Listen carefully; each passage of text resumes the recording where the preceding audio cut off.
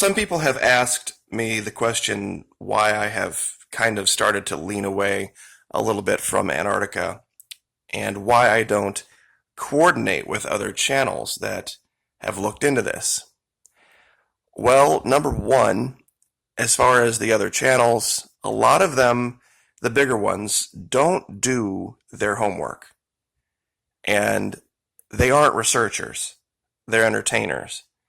And I can show you one specific example, and I'm going to today, where a very popular, well-known Antarctica researcher, giant air quotes, totally, absolutely allows a fake supposed expert to be interviewed and basically just sit there and tell lies as if this person was a vetted expert.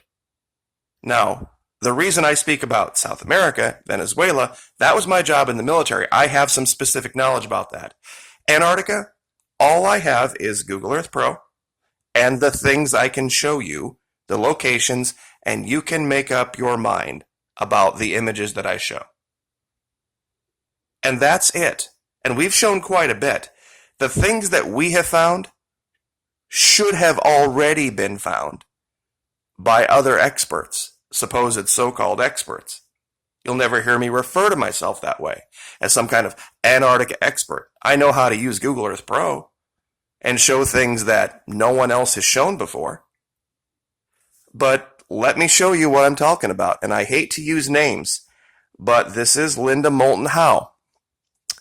And this is from Ancient Aliens, the History Channel series, blockbuster series, whatever you want to call it, 14, 15 seasons. This is, they start off talking about Antarctica, and there's this, who remembers the giant cylindrical thing that slid down the side of the mountain, and I showed the bird looking at it? They tried to compare it to Oumuamua, this supposed elongated thing floating through space, even though this Oumuamua thing is orders of magnitude much larger. But because they were generally the same shape, they tried to equate the two. But during this episode, season 14, episode 1, for those of you that are looking, it's called Return to Antarctica. At the end, Linda Moulton Howe brings on this supposed Navy SEAL who visited Antarctica, found some strange black octagonal building with doors, walls that were somewhere between 15 and 30 feet thick. It could be just opened with the touch of a finger, and you walk in and there's this glowing green light with no source. It's all bullshit.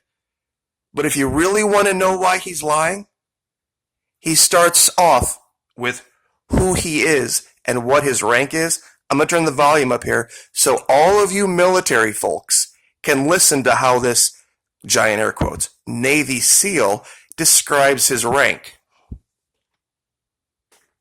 You ready for this? At that time, my rank was First Lieutenant Commander, Naval Special Operations. First Lieutenant Commander? Really? That's an interesting rank. First Lieutenant Commander. Now, he's either a First Lieutenant, which is an Army Air Force rank, which is O2, which wouldn't be a commander of anything, or he's a Lieutenant Commander, which is an O4. But there is no rank anywhere of First Lieutenant Commander. And like I said, if he's saying his rank was First Lieutenant, comma, Commander of Special Operations, that's a lie. If he's a Navy SEAL, there's no such rank as First Lieutenant in the Navy. And First Lieutenants in the Army aren't commanders of anything. If he's a Lieutenant Commander, what's the word first for? They don't have First Lieutenant Commander, Second Lieutenant Commander, Third Lieutenant Commander. They don't have that. In Antarctica, and a SEAL, an O4 SEAL. Most SEALs aren't officers. They're usually enlisted. So, and that's the only section I'm going to play so I don't get this thing demonetized for stealing ancient alien stuff. But this is why. This is one reason why we have to self-police. Because I'm not going to have my good work get dovetailed and thrown into the bin with a bunch of crazies who can't do basic research. Now, I've put together some things to show you today. I'm going to show you 30 things that only I have found. Only the Florida Maquis has found. And you would have to imagine, with the resources that Ancient Aliens would have, the History Channel would have, they would be able to employ people to look maybe 8 hours a day, 6 hours a day, 7 days a week at the high-res areas of Antarctica. You would think they would have found this already, right? Ask yourself the question, why not? I'm sure a lot of people are familiar with this. This is the unmistakable head of a dragon. Head of an alligator. This giant skull. Giant megalith of a Cyclops. Let me zoom this one in a little better. As you can see here, another giant skull next to some type of a being that's sitting with its legs crossed.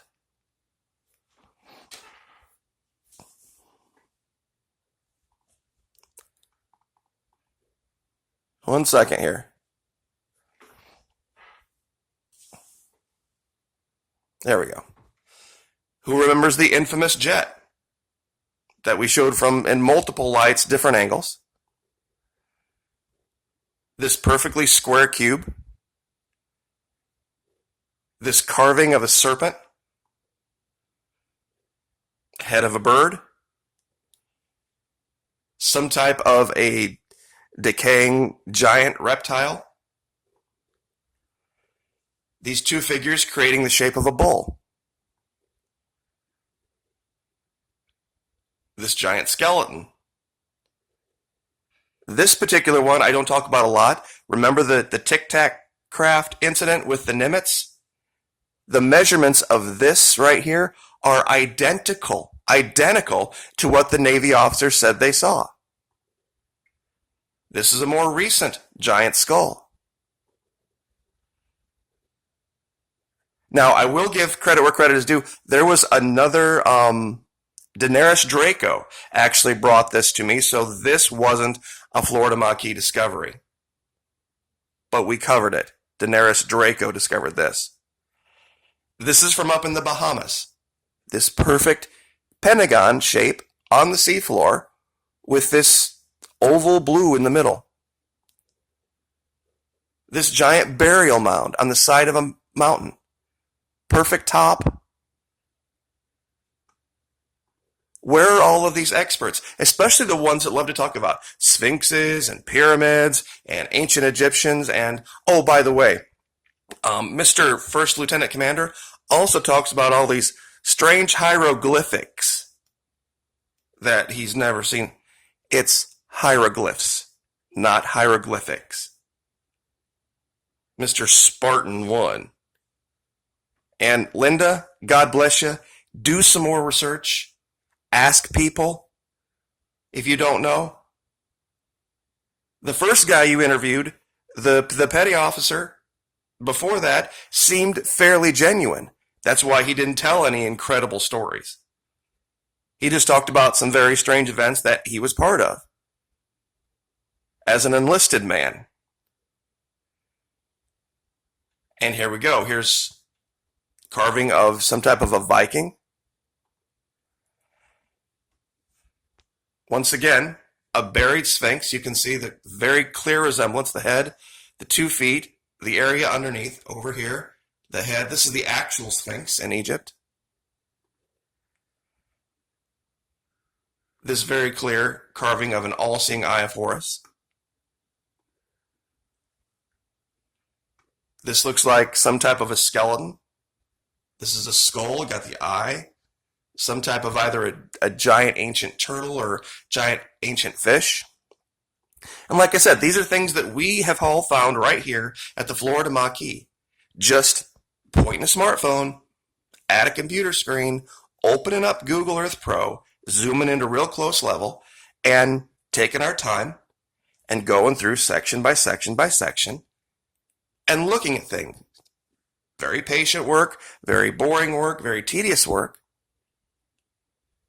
This crystal obelisk, one of the first things we found long ago. The fleet of ships.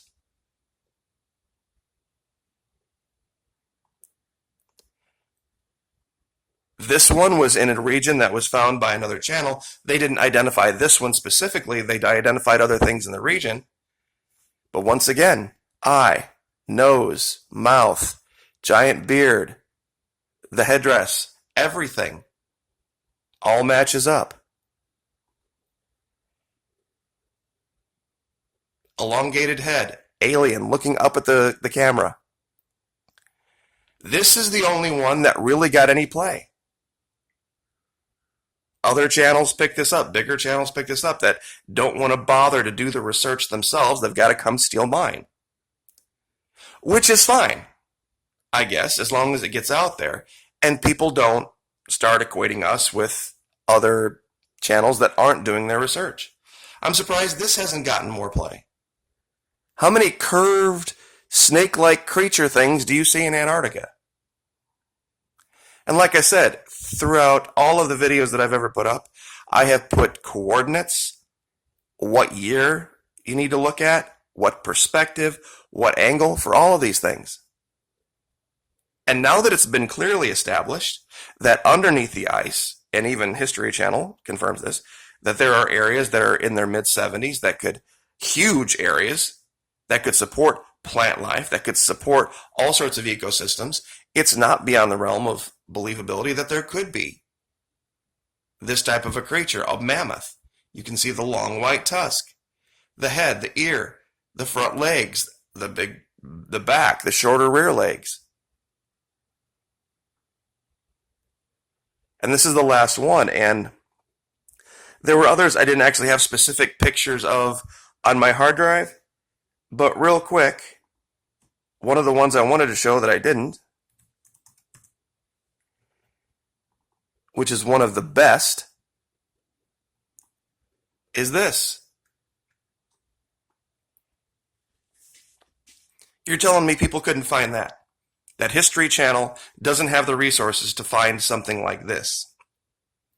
Of all of the faces that we have shown, all of the supposed these giant megalithic type faces that people have found on Mars or the moon or wherever, you won't find one more detailed than this.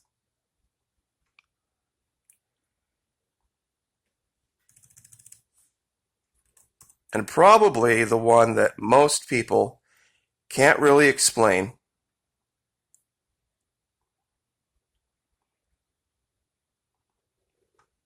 is this.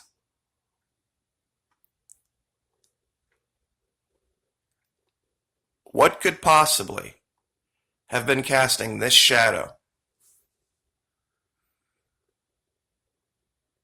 And this was one of the easiest to find. And you'll never see this on any of the big channels. Because I think they know they'd have to give credit somewhere where someone is actually doing real research, and they don't want to do that. They want to stick with entertainment value and lies. Which makes me believe that a lot of these people are working to put out a controlled narrative about space aliens and about all this kind of stuff, and your authorized alternative beliefs have been given to you. See, there's the regular beliefs, and then there's the authorized alternative ones that a lot of you fall for. That's why a lot of you attack me, because I don't fall into that line. I'm going to find what's actually out there, and then whatever it turns out to be, if it argues with the official alternative narrative, sorry, it is what it is. And I'll just leave that there. Like, share, subscribe.